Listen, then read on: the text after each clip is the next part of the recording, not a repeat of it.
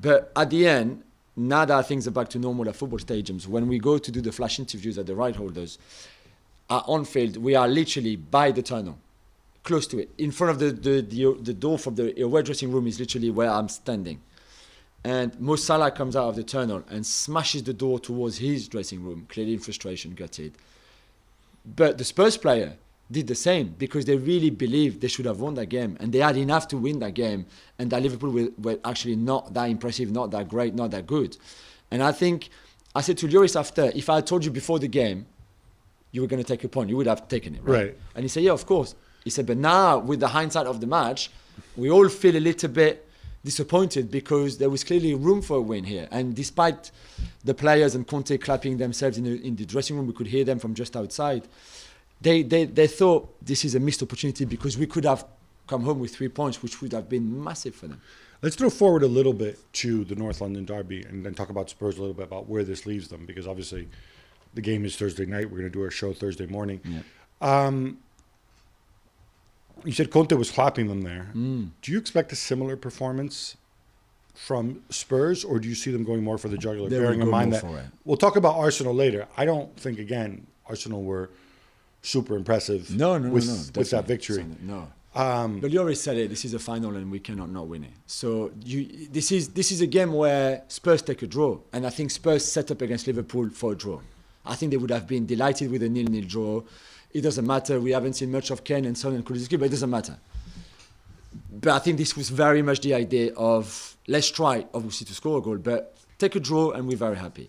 The Arsenal game is we have to go and we have to win. We have to score. And if we don't, we don't. If they win, they win. But we have to go for it. I don't think you can take even like the kind of Carlo approach of let's be cautious for 45 and minutes. And wait for Kane and Son to do something. Yeah, I don't think so. I think they're going to go for it.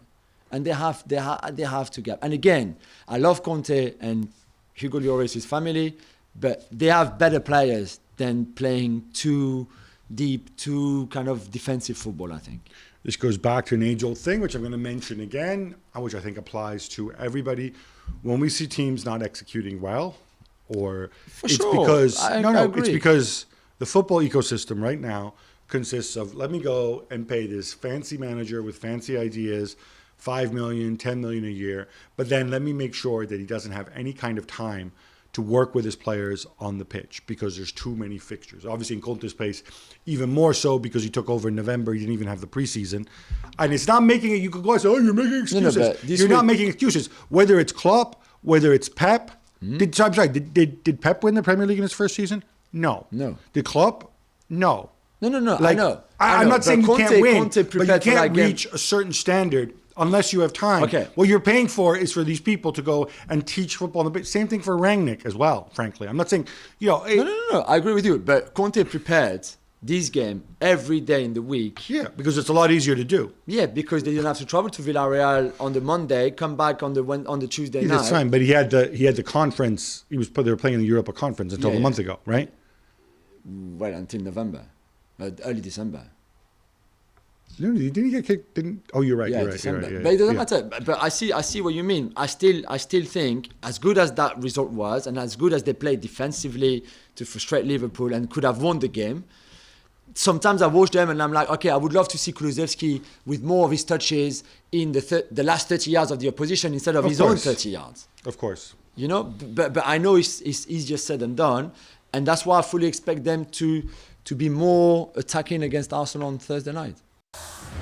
Thanks so much for watching ESPN on YouTube. And for more sports highlights and analysis, be sure to download the ESPN app. And for premium content and live streaming, subscribe to ESPN Plus.